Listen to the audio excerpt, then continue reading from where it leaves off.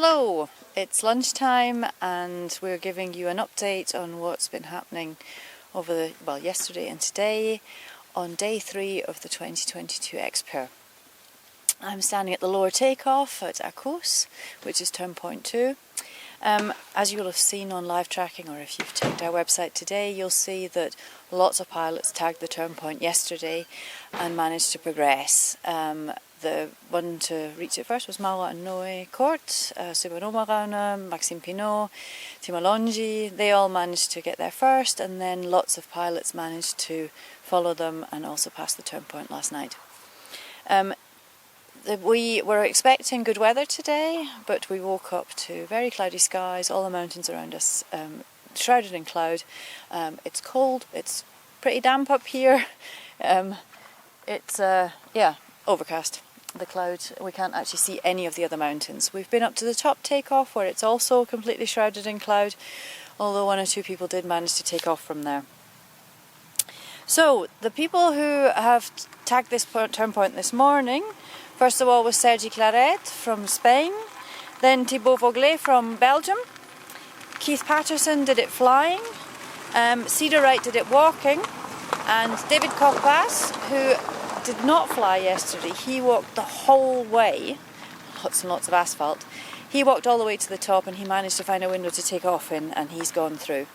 As we've been waiting here for the pilots to arrive, Luis Linde has also done it on foot, and we're currently waiting for Edouard Potel to walk up the other side of the mountain and also to tag this turn point.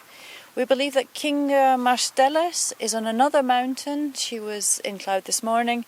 She was hoping to fly past the turn point. We haven't got any up-to-date news for you, and we're struggling with mobile signal here and internet, so it's very difficult for us to actually look at live tracking to see if she's actually progressed, but that was her intention.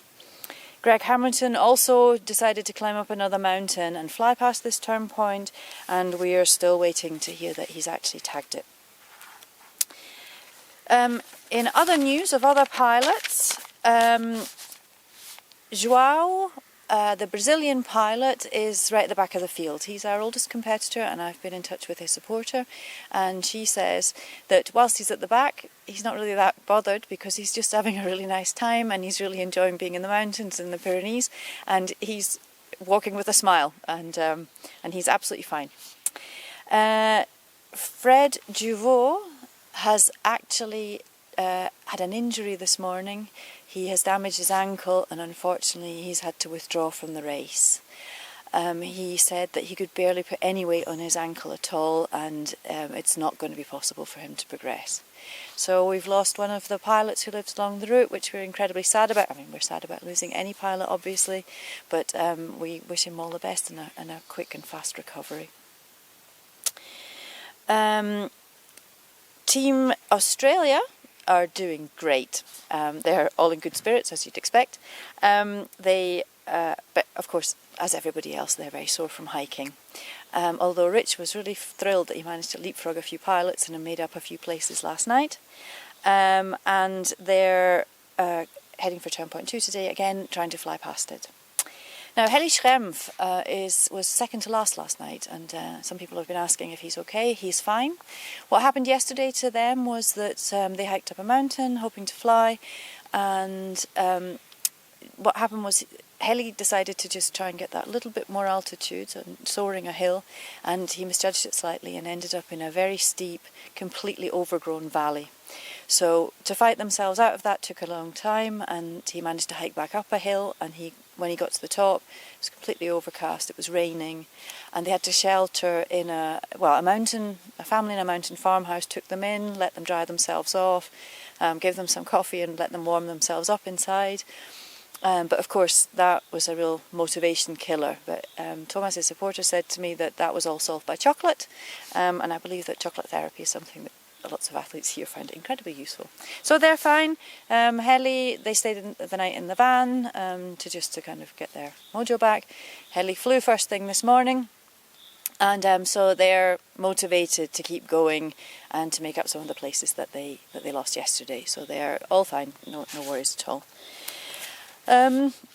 Reto Reiser and Patrick Sieber managed to hook up together yesterday. Manon Sieber, Patrick's supporter, said that it was really good for them to hike together and to kind of egg each other on and to give each other motivation. All are fine, everybody's sore, but they're good to go and they're heading towards turn point 2.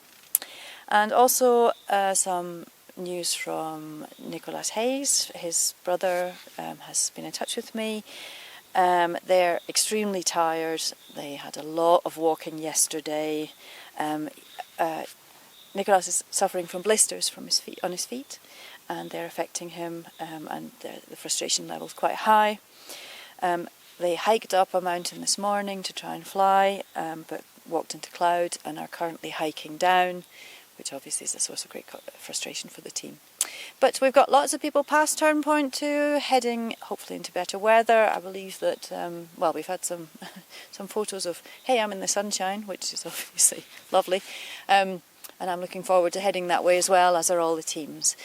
So keep glued to the live tracking. We'll bring you more updates today on what's happening with the teams. And yeah, enjoy the race.